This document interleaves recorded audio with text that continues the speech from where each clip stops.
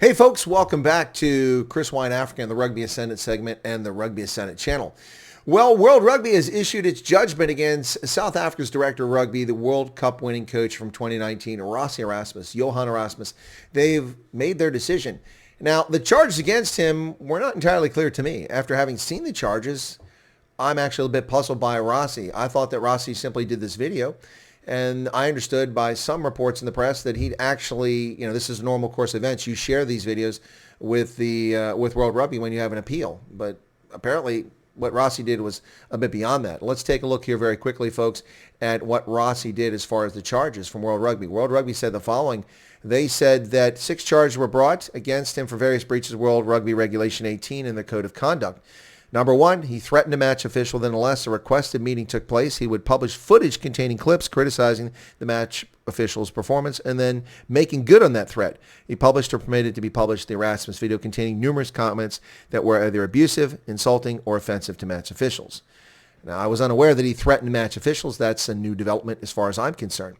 And number 2, he attacked, disparaged, and or denigrated the game and the match officials. Well, quite frankly, what I've got to say about that is denigrating match officials. Quite frankly, World Rugby acts as if officials are untouchable, as if their judgment is infallible. And quite frankly, World Rugby overrides and countermands decisions made by World Rugby officials. Famously, Romain Poit, who issued 2 yellow cards against Bismarck du Plessis in a match against the All Blacks nearly a decade ago. They overruled Romain Poit and said the second card was not legitimate, and the red card was withdrawn against Bismarck du Plessis. So these officials are not infallible, and acting as if they are is ludicrous. Being an official in rugby is a demanding action. It's the most demanding sport for an official. They run up and down all across the field the entire game, unlike most of the players in 15s who get lots of breaks and catch their breath as the ball is not near them. But the official has to be everywhere, all over the place all the time, so they have to be very fit.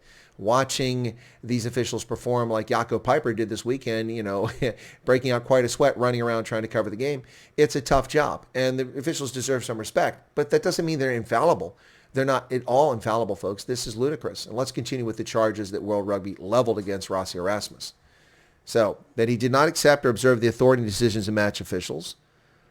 So, when an official is wrong, we have to simply accept that they're wrong and move on. The clear bias against the Springboks, which has been displayed by numerous World Rugby officials over the past decade plus, is obnoxious. And it has cost them games. And it has cost them a World Cup on at least one occasion. It's ridiculous. And if World Rugby doesn't address it, which they fail to do, then are we supposed to just continue to take it? No. Is it appropriate for Rossi to say something? Maybe it's not, at least according to World Rugby. Published criticism of the manner in which the match official handled a match. Engaged in conduct or activity that may impair public confidence and integrity and good character of match officials. And he brought the game into disrepute when he published or caused to be published the Erasmus video. To which I say I disagree with their assessment there. He didn't bring the game into disrepute. In fact, he actually opened up a light into the opaque world of rugby officiating. In a sport where the league, not the league, but the governing body just willy-nilly creates new laws all the time. I mean, this year, the world was introduced to new laws when World Rugby brought in this 50-22 rule, which they didn't exactly make, something widely known. The first time I heard about it was watching USA play Canada. I'm like, what's going on here?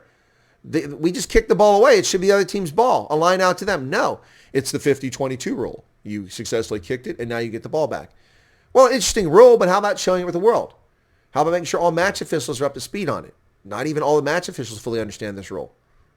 In addition to that, this ludicrous law that was implemented by World Rugby in which when you score or you go over the try line and the official can't clearly indicate that it's a try, even with the help of a television match official, because they can't see the ball, a try may have been scored. Normally, that's a 5-meter scrum. The attacking team gets the ball back. The defense gets a reprieve because they may have held the ball up. The attacking team doesn't get punished because it's unclear whether it was scored or not. But now it's a goal kick. The first time I saw this was USA versus Canada in St. John's this year for the World Cup qualifier, in which the U.S. got slaughtered in that game. They were winning until this law was put into play. The USA went across. It appeared to be a try. The official couldn't clearly see it. Went to the TMO. He couldn't authenticate that it was actually a try. That doesn't mean there was no try scored. It just means they couldn't see it. So instead of a 5-meter scrum, they go back and the Canadians kick the ball from the goal line. They kick it 40-plus meters. The Americans are dumbfounded. The Canadians rush up the field and get the ball back. And moments later, Canada scores a try. It's a 14-point swing. Change the entire outcome of that game. It's a stupid law. The law and the officials are not infallible. This is ridiculous. News stories coming out now from across the world. This broke in the last hour. Rassie Erasmus banned from all rugby for 2 months. And here with the Irish Examiner, Rassie Erasmus banned from rugby for 2 months and not allowed match day role until September of 2022. This is a particularly harsh judgment against Rassie Erasmus. Why is he banned from rugby until September of 2022? Because he exposed World Rugby? His conduct was not unbecoming to the game. The threat to a match official, that's news to me. I didn't know that was the case. But if in fact that is the case, yeah, then there's justification here for what's happening. Their comments against Ross Erasmus, I mean, you should never threaten a match official that I'm going to expose your fraud unless you give me a meeting. Aren't their meetings automatically part of what happens in the sport? I'm a bit confused by all of this. So here's the judgment from World Rugby against Rassie Erasmus. Suspension with immediate effect from all rugby matches for 2 months, or rugby activities, I should say, for 2 months. Suspension from all match day activities, including coaching, contact with match officials, and media engagement with immediate effect until September 30th of 2022. That's ludicrous. And a warning as to his future conduct and apology to the relevant match officials. Well, how about an apology from those match officials to the Springboks? Clearly that game was poorly called. Watch the work that some very good rugby analysts have done in recording this stuff and putting it together and showing you the egregious offenses committed by the officials in that match against the Springboks. Watch it. It's undeniable. As was the try called back this past week before against Wales, in which Makazole Mpimpi scored a try, and this try was called back. Every time the Springboks score or anything happens, there's a review at the TMO. Yet when there's dodgy things, like, for instance, the USA scored a try, the women, against Ireland this past week, no TMO call. Just simply called a knock-on. When we see the replay, when clearly, contrary to what I thought, I was with the official on the field, I thought that it was a knock-on.